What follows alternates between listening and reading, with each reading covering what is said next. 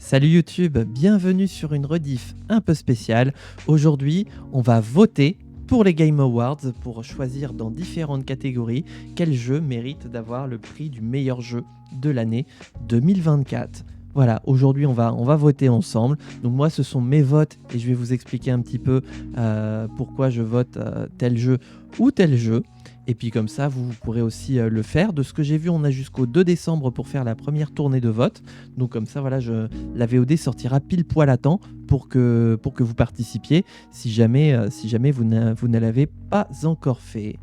Voilà, alors ce qu'on va faire, c'est qu'on va pas... Non, on va se garder ça à la fin, le Game of the Year, voyons. Hein, on va se garder ça à la fin. On va commencer par les différentes catégories. Hein. Voilà, il y a beaucoup de catégories.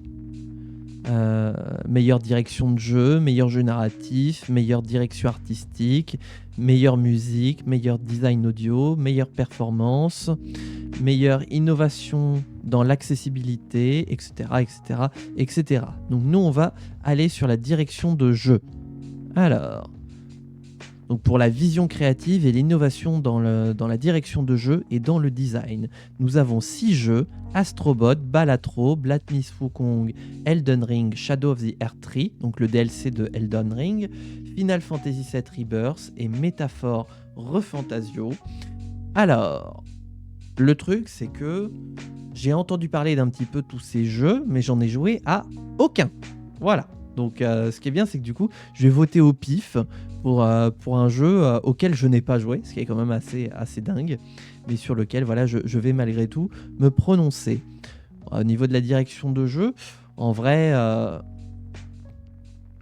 celui qui est finalement le plus proche, où je l'ai vraiment vu en long, en large et en travers, c'est Final Fantasy VII Rebirth.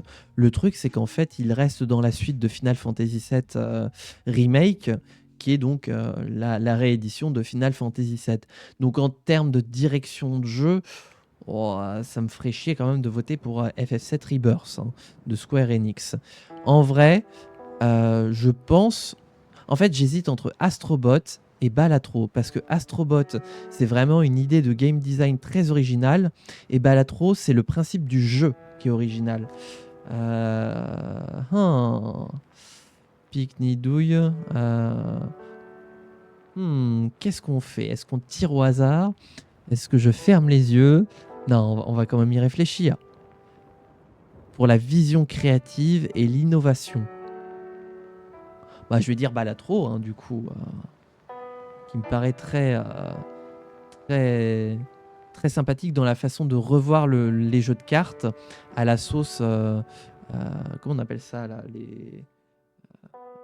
c'est pas Metroidvania parce que c'est pas le mot. Bref, un style de jeu, voilà, progressif, un petit peu à la Hades. Voilà. Alors, expérience narrative. FF7 Rebirth, Like a Dragon Infinite Wealth, Métaphore Fantasieux, Shenmue Saga Hellblade... Ah oui, Hellblade 2 et Silent Hill 2. Alors, bon, encore une fois, j'ai pas tout vu. Par contre, j'ai vu l'expérience que proposaient FF7 Rebirth et Silent Hill 2. Et pour ma part, en vrai, je vais voter pour Final Fantasy VII Rebirth. Pour l'histoire qu'il raconte un petit peu et les choix qu'ils nous ont fait prendre. Je ne spoilerai pas ce qu'il se passe dans FF7 Rebirth, mais voilà, ça a été quelque chose d'inattendu auquel je ne m'attendais pas et sur lequel j'ai finalement trouvé mon compte, en espérant que le dernier volet de la trilogie de remake de Final Fantasy VII me permettra d'obtenir les conclusions que je souhaite pour cette saga. Je sais pas du tout combien de temps durera cette VOD, mais on va voir. Hein. Alors, la direction artistique. Astrobot, Black Myth Wukong, Elden Ring le DLC, Métaphore Refantasio et Neva. Ah oui, Neva, oui, ceux qui ont fait, c'est fait par Nomada Studio, Devolver, voilà, qui ont fait un jeu que j'adorais, qui s'appelle Gris, enfin, que j'adore toujours d'ailleurs, qui s'appelle Gris, que je ferai peut-être un jour, tellement c'est une expérience vraiment très original dans le genre de jeu, voilà, avec une expérience picturale très particulière, avec un message sous-jacent et une expérience vidéoludique incroyable. Le truc, c'est que j'ai pas joué à Neva. Donc voilà, je ne saurais pas dire ce qu'il en est. J'ai vu aucune image de Neva, sinon voilà cette première image que je vois. Par contre, j'ai vu un petit peu ce que donne Astrobot, cette dimension un petit peu cartoonesque, robotique. Et pour le coup, bah, je vais voter pour Astrobot. Voilà. Alors, les musiques. Ah, et nous voilà bien emmerdés. Parce que du coup, j'ai quelques musiques d'Astrobot dans la tête, j'ai pas mal de musiques d'FF7 Rebirth dans la tête, je ne connais aucune des musiques de Métaphore Fantasio. Je me souviens des musiques de Silent Hill 2, mes premiers du nom, donc je ne sais pas s'ils ont refait toutes les musiques ou s'ils ont tout changé les musiques. Voilà, je ne sais absolument pas. Et Stellar Blade, eh ben, écoutez, je n'ai pas joué à ce jeu, donc pareil, je ne connais pas les musiques. Qui a fait les musiques de FF7 Rebirth? Attendez. Est-ce que c'est Nobuo Uematsu? Non. Yoko Shimomura? Non. Alors. Composition. Musique. FF7 Rebirth. Ah bah si, c'est Nobuo Uematsu. Ah non? Il a participé qu'à un seul morceau. D'accord, ok. Mais n'empêche que moi, la musique de Nobuo Uematsu me transporte à chaque fois dès que je l'entends. Donc pour le coup, eh ben, je vais voter pour la musique de Final Fantasy VII Rebirth. Alors, le design audio. Astrobot, Call of Duty 6, Black Ops 6, Final Fantasy VII Rebirth, Hellblade 2 et Silent Hill 2.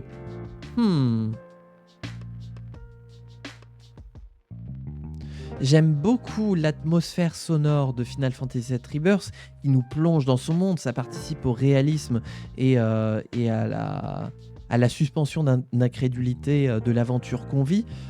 Néanmoins, son approche très originale de l'atmosphère audio, je vais voter pour Astrobot. Je suis curieux, moi, de savoir un petit peu, vous, ce que vous pourriez voter pour les Game Awards. N'hésitez pas à me dire si vous êtes d'accord ou pas avec mes choix, tout en respectant les commentaires qui seront dans les commentaires. Voilà, à me dire ce que vous mettrez, en soyant respectueux, voilà, pour qu'on puisse échanger de ça. La meilleure performance. Alors, le problème, c'est que je ne connais pas... Ah, ils ont mis les jeux, voilà. Alors, Brianna White dans FF7 Rebirth. Oui, mais quelle voix fait-elle, la madame? Anatel dans Life is Strange double exposure. Humberly Gonzalez dans Star Wars Outlaws. Luke Roberts dans Silent Hill 2. Et Melinga Huergens dans Senua's Saga Hellblade 2. Ok. Et B... Ben, je sais pas. Bah, attendez. Hop.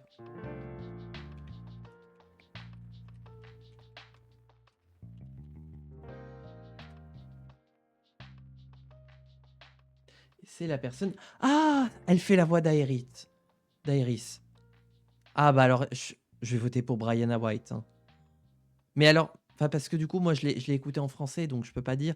Mais il me semble que la version anglaise, des souvenirs que j'en ai, surtout pour remake, mais du coup, c'est la même, c'est la même actrice, hein, forcément.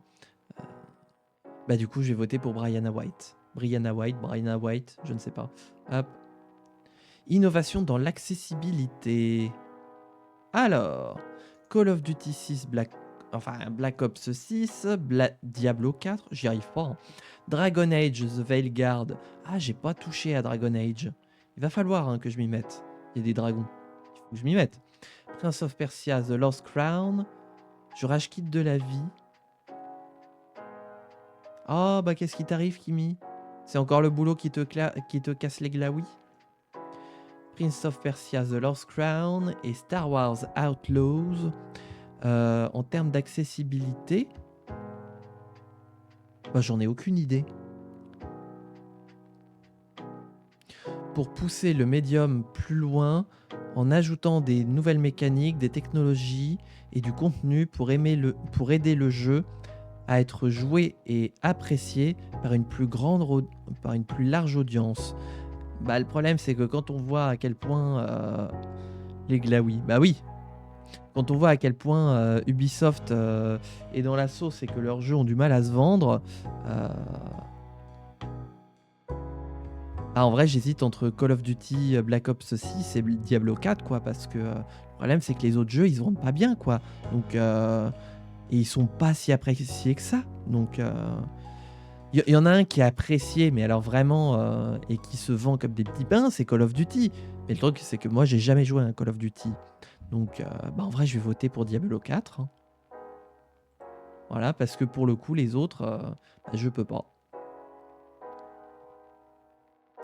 Games for Impact. Hein, les jeux qui font réfléchir, avec un message sous-jacent.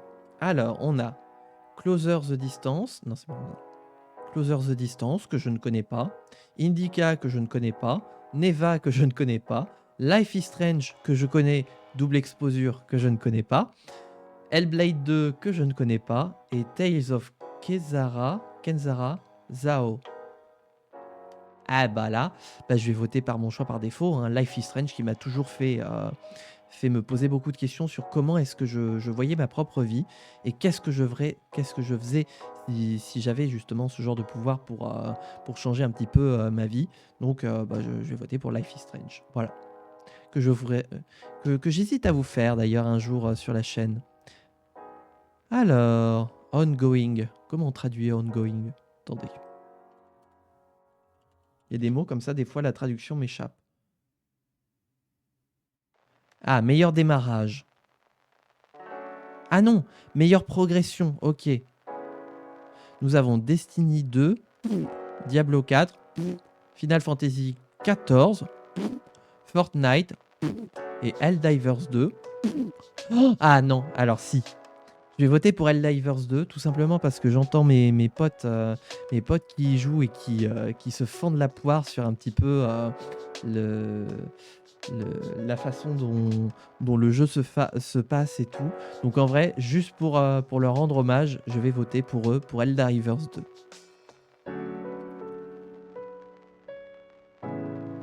Alors, le soutien de la communauté. Baldur's Gate 3. Oh là là là, mais ça franchement c'est tellement mon GOTY 2023. Final Fantasy XVI, Fortnite, Helldivers 2 ou No Man's Sky. C'est vrai que No Man's Sky qui a ressurgi de la mort et qui nous a fait un retour triomphal que j'ai testé moi d'ailleurs un petit peu et que j'aurai peut-être l'occasion de reprendre un peu plus tard une fois que j'aurai des créneaux de live pour faire d'autres jeux gaming. No Man's Sky qui est une expérience intéressante. Après au niveau du support, du soutien de la communauté, je sais pas si c'est tant marqué que ça. Juste une seconde, je fais mon tri là parce que la centrale d'appel elle arrête pas à côté. Oh Isiad, salut Isiad, bienvenue. Et puis je dis même bienvenue parce que je vois que c'est ton premier message. Et bah écoute, installe-toi. Voilà, on était en train, là juste avant, on était en train de faire le bilan de mes 3 mois de stream. Ça y est, là je termine mon premier trimestre de stream sur la chaîne. Et là, je suis en train de faire une petite VOD pour YouTube où j'explique mes choix de vote pour les Game Awards 2024. Ouais, content de te voir en live, effectivement, c'est vraiment cool. Ça va, ça se passe bien toi aussi de ton côté? Comment se profile l'aventure Twitch pour toi?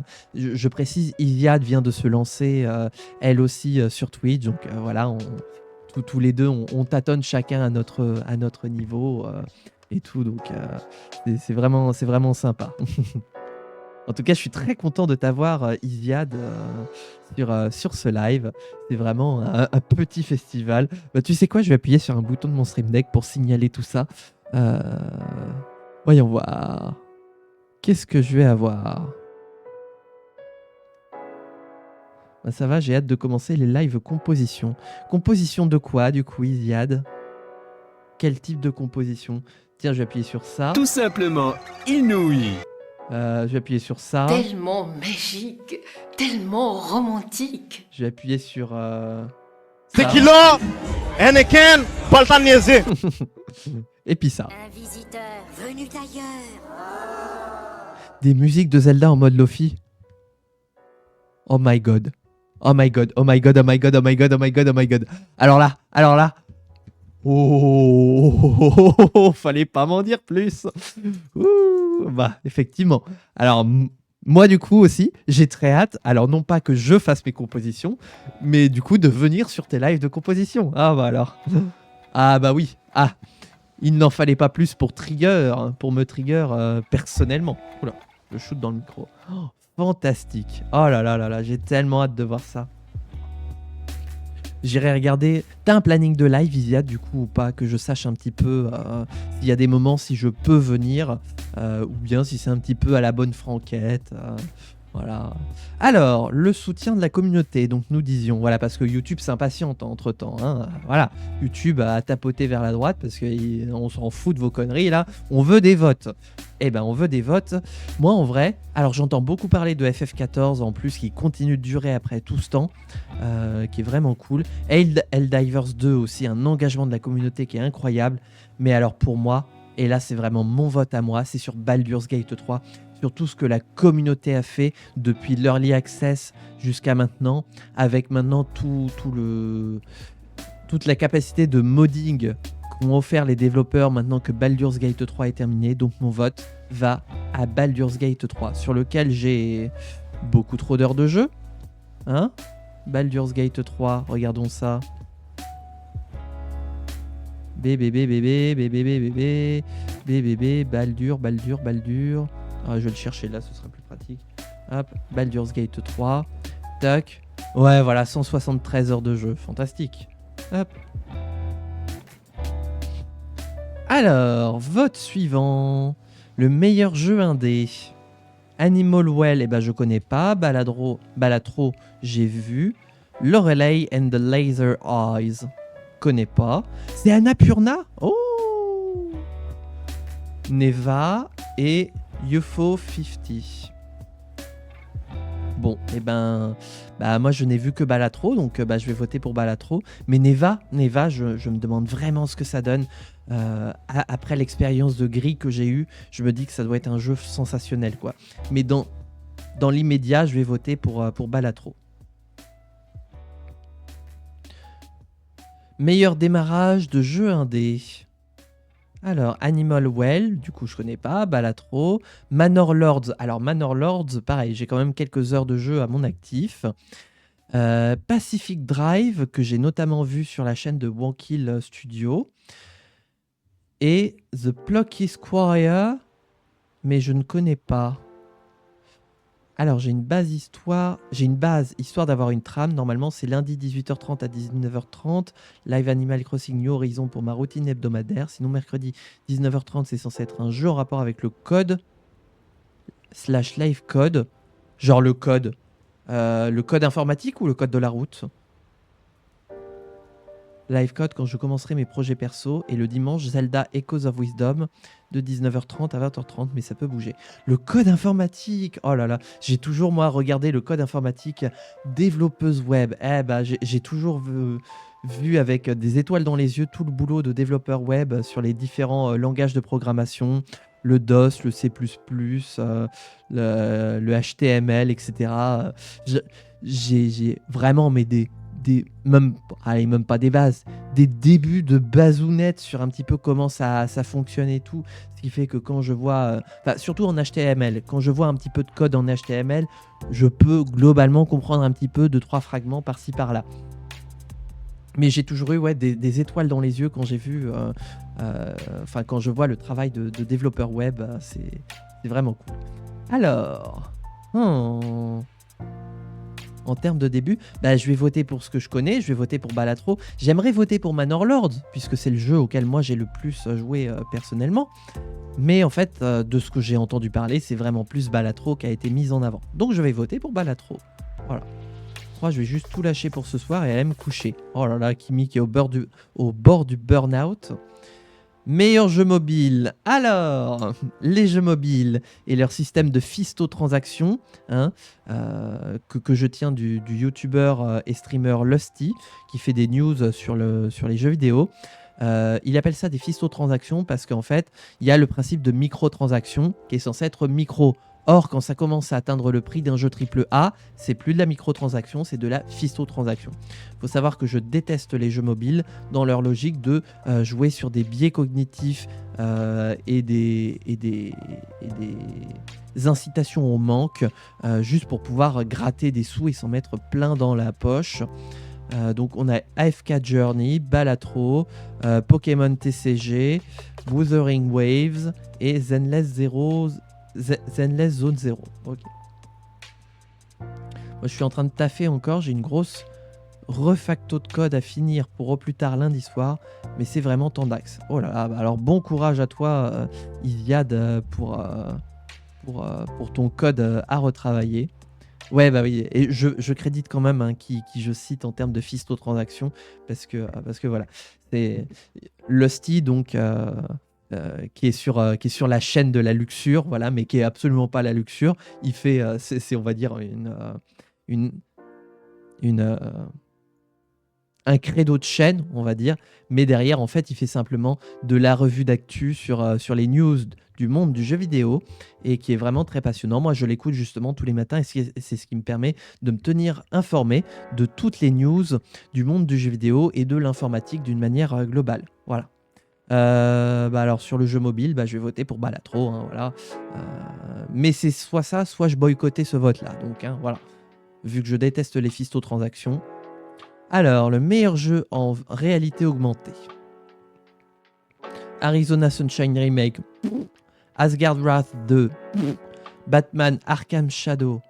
Ah, j'en ai entendu parler. Ah, il a l'air bien en plus. Metal Hellsinger VR et Metro Awakening. Je vais voter pour Batman Arkham Shadow et pas Arkane. Ça, c'est autre chose. Hop, voilà, je vais voter pour lui pour les Games Awards. Bazar des Fées, je sais pas si t'es de retour depuis longtemps, mais du coup il y a Isiad qui est là. Voilà, il y a Isiad qui vient faire un petit coucou. Meilleur jeu d'action, nous avons Black Myth Wukong, Call of Duty Black Ops 6, Helldivers 2, Stellar Blades et Warhammer 40 000 Space Marine 2. Ah bah là, mais pareil, en référence à un de mes amis qui l'avait attendu depuis très longtemps, je vais voter pour Warhammer 40 000. Parce que les autres, voilà. Alors, le meilleur jeu d'action aventure. Ouh, là, ça va être plus compliqué.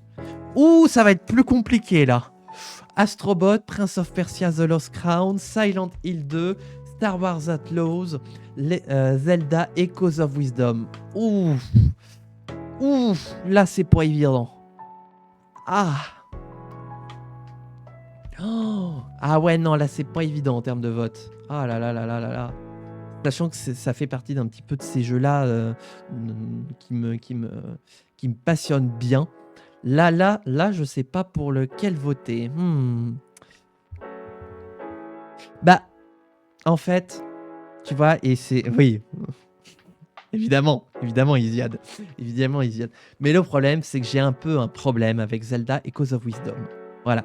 Et je te dis ça alors que je suis un fan Zelda et qui, de base, n'est jamais très objectif. Mais le fait est que j'ai énormément de mal avec Zelda Echoes of Wisdom. Et c'est pour ça d'ailleurs que je n'y ai pas joué, que j'ai d'ailleurs découvert Echoes of Wisdom en venant te voir en live, Isiad d'ailleurs. Allez voir Isiad, elle fait du contenu très intéressant, en plus du contenu très chill. Vous vous mettez devant, vous passez un super moment. Ah vraiment, oh là là. J'avais regardé son live le jour où j'étais malade. Ça a duré 3 semaines, mais j'étais sur la fin de ma maladie, j'étais sur la fin de mon traitement qui me shootait, et donc du coup j'étais le soir en train de regarder Isiad et j'étais comme ça dans le lit. Bref, voilà, je raconte ma vie. N'empêche que ça m'aide pas à choisir quel jeu d'action.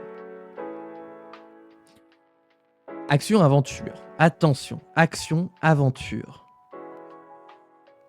On a Astrobot, qui est la suite de Astro Playroom de Sony Interactive Entertainment, qui reprend un petit peu, qui fait du fanservice de toutes les licences Sony dans un jeu, mais ma foi, qui est vraiment très sympathique. On a Prince of Persia The Lost Crown, une tentative d'Ubisoft de reprendre la formule Prince of Persia et l'adapter à la sauce Metroidvania. On a Silent Hill 2, un remake de Silent Hill 2 premier du nom, qui nous baigne dans son ambiance horrifique, angoissante. Oui, bah ça va. Mais parce que pendant très longtemps, pendant des années, j'ai cru qu'on disait Metroidvania. Donc voilà. Alors qu'en fait, c'était Metroidvania. Bref. Parce que, en fait, moi, je suis un joueur de Minecraft. Donc, en fait, j'ai toujours entendu parler de Minecraft Vanilla. Quand il n'était pas modé, Minecraft à la vanille. Et donc je me disais, ah bah Metroidvania, ça doit être un Metroid qui est pas modé. Voilà, un jeu Metroid pas modé. Et en fait, non, c'est pas du tout ça. Bref, voilà. On a Star Wars Outlaw, une énième itération d'Ubisoft qui reprend la formule Star Wars et qui l'adapte à ce qu'ils savent faire en termes de monde ouvert. Et enfin, Legend of Zelda, Echoes of Wisdom, un Zelda temporaire qui met un doigt d'honneur à tous les Zelda qui ont existé jusqu'à présent. Et je ne rentrerai pas plus dans le détail. Si vous voulez plus de détails sur la façon dont je vois Echoes of Wisdom, je vous renvoie vers la rediff du live des 29 balais, de mes 29 balais, où on a fait une tier list, où j'ai fait ma tier list des jeux Zelda. Voilà, vous aurez tout le loisir de comprendre pourquoi je n'aime pas plus que ça Echoes of Wisdom. Partons de ce postulat, bah en fait j'hésite entre Astrobot et The Lost Crown. En vrai je vais voter pour Astrobot, hein. Mais franchement, pour moi ils sont ex aequo, quoi. En termes de jeu d'action-aventure. Meilleur RPG. Bon, c'est là où ça commence à... Ouais, là, ça y est, on commence à être dans les jeux où ça va devenir plus compliqué pour moi. Dragon's Dogma 2. Elden Ring Shadow of the Erdtree, donc le DLC. FF7 Rebirth. Like a Dragon Infinite Wealth. Et Métaphore Refantasio. Alors... Pas joué. Donc ça élimine déjà ces trois-là. Donc il en reste deux. Dragon's Dogma 2 et FF7 Rebirth. Ça va être compliqué. En termes de RPG, les dynamiques de RPG, elles sont bien dans Rebirth, mais parce qu'elles étaient bien dans Remake et elles étaient bien dans FF7 tout court, quoi.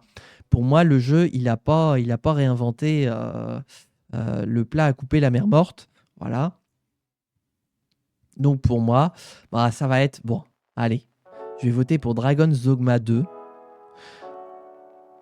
On va dire que c'est parce que j'ai un biais sur les dragons. Voilà. Hein, disons que voilà, je ne suis pas objectif parce qu'il y a dragon dans le titre. Voilà. Donc je vais voter pour lui. Et puis tant pis. Meilleur jeu de combat. Dragon Ball Sparking Zero. Grand Blue Fantasy vs Rising. Marvel vs Capcom Fighting Collection. Au secours, quel enfer. Multiversus. Et Tekken 8. Alors Multiversus, j'ai entendu parler de ce jeu comme quoi en fait personne n'y jouait, que c'était une catastrophe, qu'il était nul, vraiment personne s'amuse dessus. Tekken 8, j'en ai pas entendu plus que ça parler, donc il doit vivoter dans son coin tranquillement. Marvel vs Capcom, pareil, pas plus que ça entendu parler. Et Grand Blue, inconnu au bataillon. Donc pour moi, et c'est d'ailleurs un jeu auquel j'ai moi-même commencé à jouer après avoir joué pendant très très longtemps, pendant mes années jeunesse, au jeu de combat Dragon Ball, et ben je vais voter pour Sparking Zero, qui est vraiment très cool à jouer en termes de jeu de combat. Ah, les jeux family friendly. Nous avons Astrobot, Princess Peach Showtime, Super Mario Party Jamboree, Legend of Zelda Echoes of Wisdom et The Plucky Squire. Du coup, je connais les 4 premiers et pas le dernier. Donc ça en élimine déjà un. Les jeux familiaux. C'est vrai que Nintendo... déjà, on en a 3 de Nintendo. Donc... mais Echoes of Wisdom, oui, c'est Grezzo, c'est vrai, qui a fait Link's Awakening. C'est vrai que c'est pas Nintendo en tant que tel. Mario Party Jamboree, je crois qu'il casse pas 3 pattes à un connard. Il reprend la formule des Mario Party. Mais voilà. Princess Peach Showtime, c'est un jeu qui plaçait beaucoup d'espérance sur le fait de changer la formule, un petit peu comme a voulu tenter aussi Echoes of Wisdom, en faisant qu'on incarne Peach et non Mario. Ah oui, bah bien sûr. J'aime bien. J'ai des petites expressions comme ça, voilà, que j'aime bien dire. Oh, il y a Astrobot. Bah, Astrobot, je le trouve un peu moins family play, justement. Euh, il est très RPG, très aventure et tout. Mais en fait, c'est sur sa manière d'appréhender les choses où effectivement on peut comprendre que c'est adapté à une audience enfantine. Ça, c'est clairement le genre de jeu que moi, petit, j'aurais joué, Astrobot. Euh, mais en termes de jeux familiaux, voilà, parce qu'on juge là-dessus, sur le Family Play, bah en fait, je vais voter pour Super Mario Party Jamboree, puisque c'est le seul jeu multijoueur, du coup. Princess Peach Showtime, je sais pas. Mais du coup, je vais voter pour Jamboree, quoi. Meilleur jeu de simulation stratégie. Alors, pareil, je suis un grand joueur de simulation de stratégie. Hein? Qu'est-ce que j'ai dit? Je suis un grand joueur de jeux de simulation et de stratégie. Je crois que c'est mieux. Age of Mythology Retold, Frostpunk 2. Ah, il est sorti, Frostpunk 2. Ça alors? Ah, j'étais pas au courant. Parce que le premier est excellentissime, Frostpunk. Kunitsugami, Pass of the Goddess. Ah oui, je me souviens de la blague de Lusty. Ok, bah je connais juste deux noms, juste parce que je l'ai vu dans une vidéo de Lusty. Manor Lord, auquel j'ai beaucoup joué. Et Unicorn Overlord. Eh ben, écoutez, j'ai joué à aucun autre jeu que Manor Lords. Vais marcher un peu, ça va peut-être faire passer. Oh là là, ah mais je t'envoie des bonnes ondes positives, Kimi. Voilà, allez, plein de bonheur, plein de bonnes choses pour Kimi. Oh là là là là, oh, ça va passer, ça va bien se passer. Voilà. N'oublie pas ce que dit Brenda Montgomery. Qu'est-ce qu'elle dit d'ailleurs? Elle dit... Attendez, il faut que j'appuie sur le bouton.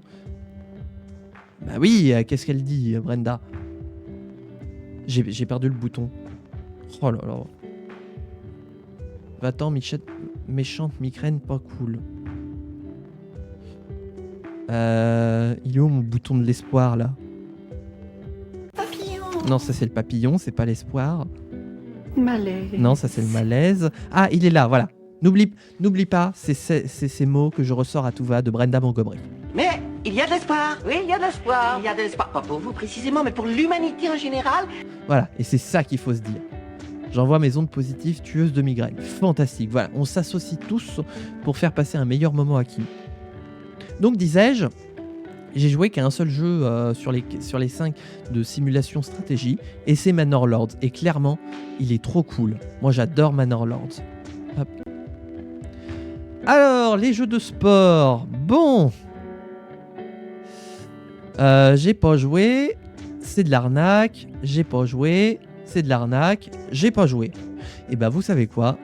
Vu que j'ai pas joué et que ça ne m'intéresse pas et que c'est pas mon truc, je ne vais tout simplement pas prendre part au vote. Voilà. Les jeux multijoueurs. J'ai pas beaucoup joué à des jeux multijoueurs cette année. J'ai joué beaucoup à des jeux solo. Alors, nous avons Call of Duty Black Ops 6, Helldivers 2, Super Mario Party Jamboree, Tekken 8 et Warhammer 40 000 Space Marine 2. J'ai beaucoup entendu parler via mes potes que le jeu pour lequel je vais voter, il était vraiment cool parce que les développeurs, dès que les joueurs ensemble s'associaient pour avoir des idées, ils les prenaient en compte et ils adaptaient le contenu pour justement à la fois challenger la communauté et en même temps la féliciter quand elle se dépassait. Ce jeu, c'est tout simplement Helldivers 2 et c'est tout simplement pour lui que je vais voter. Voilà. Hop. Alors, meilleure adaptation. Alors, on a... Ah oui, d'accord, les adaptations vidéo, quoi. Donc, on a Arcane, Fallout, Knuckles... Ah, ils ont sorti une série Knuckles. Ah bah, je savais pas. Je sais qu'il y a Sonic 3 qui est en préparation. Ils ont fait un Like a Dragon Yakuza? Mais non. Vous êtes choux. Mais oui, on est des choux. Et Tomb Raider. Mais ils ont fait aussi... Mais non. Incroyable. Bah du coup, j'ai beaucoup entendu parler d'Arcane.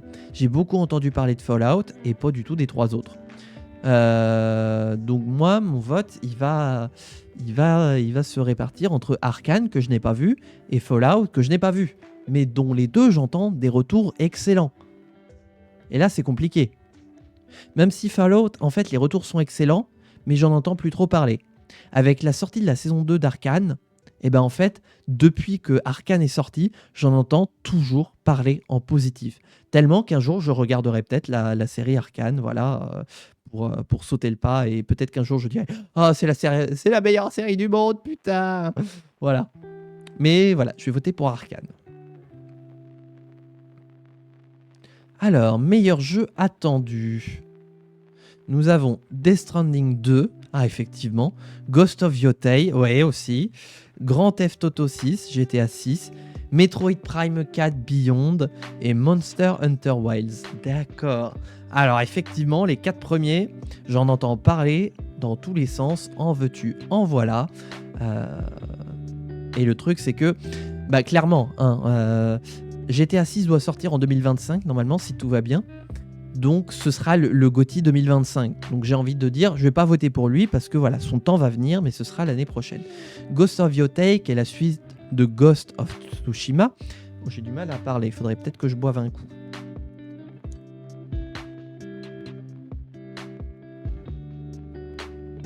Bah du coup, Kimi, dis-toi que quand j'étais shooté de mon traitement contre ma maladie l'autre fois et que j'étais sur le live d'Isiat, bah, j'étais pareil. Parce que j'écrivais n'importe quoi, j'écrivais des trucs, des fois ça avait même pas beaucoup de sens tellement j'étais shooté. Et je rigolais tout seul de voir Isiad et de rire de mes commentaires, voilà. Donc j'étais dans cet état-là. Donc, mais c'est normal, quand on va bien, il faut rire. D'ailleurs, pareil, ça je crois que c'est le bouton sur lequel j'aurais le plus appuyé sur mon Stream Deck sur ces 3 mois, c'est celui-là. J'adore rire. Voilà. Ah, c'est dommage que j'ai pas les stats de mon Stream Deck, parce que j'aurais pu faire un slide sur un petit top 5 des boutons sur lesquels j'ai plus appuyé en 3 mois, ça aurait été très drôle. Donc voilà, disais-je, Ghost of Yotei, la suite de Ghost of Tsushima. Ouais, qu'on peut considérer attendre, mais que moi, bah, j'attends pas plus que ça parce que j'ai pas encore joué à Ghost of Tsushima. Que je vais pouvoir faire un jour, peut-être en live justement. Mais voilà, pour l'instant, je ne l'ai pas fait. Donc, il y a David Castello-Lopez dans le top 5, tu crois? Eh ben, je sais pas, parce que comme je l'ai rajouté assez récemment dans le Stream Deck, je crois que c'était à mi-octobre, fin octobre, bah, mine de rien, je pense pas avoir trop eu l'occasion d'appuyer dessus. Par rapport à d'autres boutons, justement, comme... J'adore rire. Voilà, ou celui-là, ou celui-là. Ah, puis j'ai aussi le bouton de je possède des thunes, mais qui me strike à chaque fois, donc je vais éviter d'appuyer dessus à partir de maintenant. Ah, il y a aussi celui-là. En 2, ça doit être... Eh ben, alors, oui, qui êtes-vous? Qui êtes-vous? Mais aussi le... Par rapport au jeudi de la défense, où j'arrête pas d'appuyer dessus aussi dès qu'il y a un quoi. Voilà, un gros quoi qui s'étire. Bon. Revenons à nos votes, revenons à nos boutons. On parlera de tout ça après les votes. Moi, je suis un grand fan de Nintendo. Les grands fans de Nintendo, alors par contre, je ne joue pas au Metroid. Par contre, j'ai vu l'attente des joueurs vis-à-vis de Metroid Prime 4 que Nintendo nous tease depuis des années et des années et des années et des années, à tel point que c'est peut-être presque autant teasé que Half-Life 3, voilà, qui est pareil, était devenu une martingale de Nintendo autant que pour Valve, comme quoi il sortirait jamais. Et donc, juste pour rendre hommage à mes collègues de fans de Nintendo qui attendent Metroid Prime 4 depuis le temps qu'on l'attend, je vais voter pour Metroid Prime 4, même si j'y jouerai pas. T'as vu l'attente des joueurs, comment elle va? Ah oui, d'accord. Putain. Alors, meilleur créateur de l'année. Le créateur de contenu qui a fait des changements importants et un impact positif sur la communauté en 2025. Bah, écoutez, je vais pouvoir appuyer dessus. Alors, tous les 5... Qui êtes-vous? Je ne connais aucun de ces 5 Gus. Je ne sais pas qui sont ces gens. Voilà. mais absolument pas. C'est des influenceurs? J'en ai aucune idée. Vu leur pseudo, entre guillemets, j'ai l'impression que c'est des influenceurs, mais je ne connais absolument pas ces gens-là, quoi. Donc, en fait, je vais pas voter. Voilà, je peux pas voter parce que je connais pas les gens. Voilà. Donc, next. Voilà. Alors, les jeux e-sport. CS2, Dota 2, League of Legends, Mobile Legends, Bang Bang. Pardon, c'est...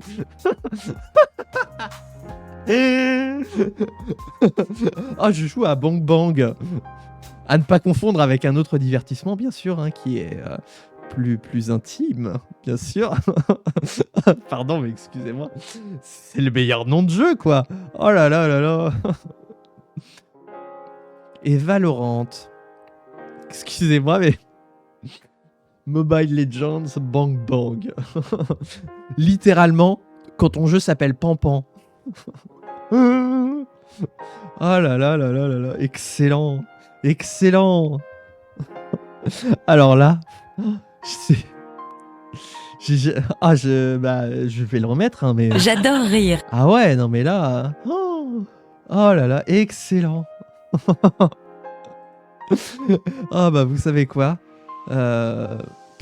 après, en fait, je connais que CS2, Assis Dota et LoL, en fait. Même si j'ai jamais joué aux 3, j'ai vu des compétitions des 3. Pampan le lapin. Oui, ou Pampan autre chose, Kimi. Hein? If you know what I mean. Suivez mon regard. Ça sert à rien de suivre mon regard, je regarde le mur. Ah bah vous savez quoi, j'ai voté pour CS2. Voilà, parce que j'aime bien Valve.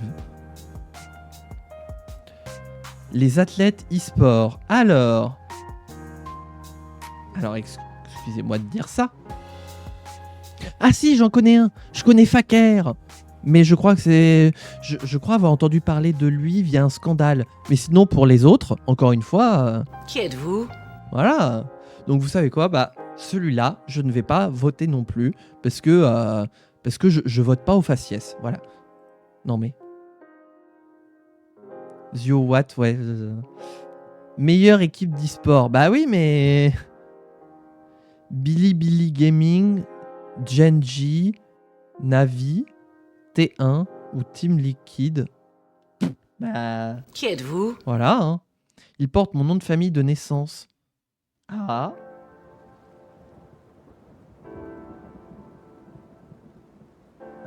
Attendez, on m'envoie des messages. Je regarderai après le live. Attendez, parce qu'on n'est pas concentré là pour cette VOD. Là, YouTube va froncer les yeux très fort. Et je vais le ressentir jusque dans mon petit cœur. Allez, on avance. Hop. Ah bah on a... Ok. Alors, il ne nous reste plus qu'un seul vote, du coup. Le dernier vote. Pour qui est, selon moi, le jeu de l'année 2024 ? Nous avons le choix entre 6 jeux. Oui, ok. Le GOTY, c'est le GOTY. Nous avons le choix entre Astrobot, Balatro, Black Myth Wukong, le DLC d'Elden Ring, Final Fantasy VII Rebirth et Métaphore Refantasio. Alors, j'ai pas joué. Là, je considère qu'un DLC n'a absolument pas sa place dans un GOTY. Il devrait y avoir une catégorie pour les DLC, pourquoi pas. Voilà, mais pour moi, il n'a absolument pas à être ici. Donc ça en élimine déjà 2.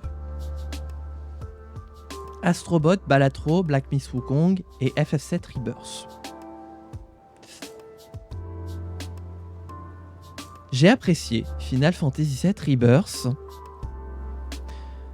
sur tout l'aspect narratif, l'histoire qu'il raconte, la façon qu'il a d'avancer et de... Comment je peux dire ? Parce qu'en plus là, je suis au bord du spoil et le problème c'est que moi le spoil, je le règle à coup de bûcher, donc j'aimerais éviter de m'envoyer moi-même au bûcher.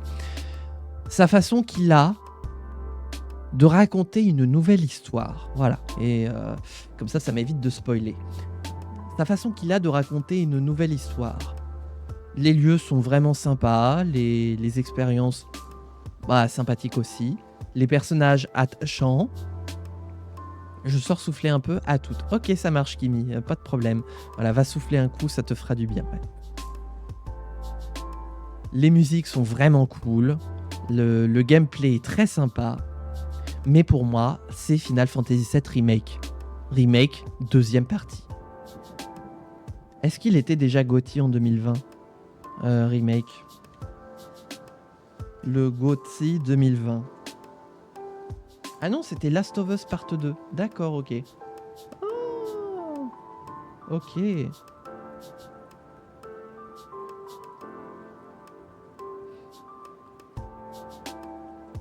Et ah oui, donc et FF7 Remake était bien dans la liste des nominés, effectivement. Donc pour moi, comme c'est vous êtes des choux à la crème, j'adore les choux à la crème. Je me ferai péter le bide de choux à la crème et surtout de crème pâtissière. Je suis capable de me faire de la crème pâtissière juste pour la manger à la cuillère, tellement j'adore ça. Bref, on s'est encore écarté du sujet. Bref, FF7 Rebirth pour moi, c'est FF7 Remake, mais avec une histoire supplémentaire. Pour moi, ça ne permet pas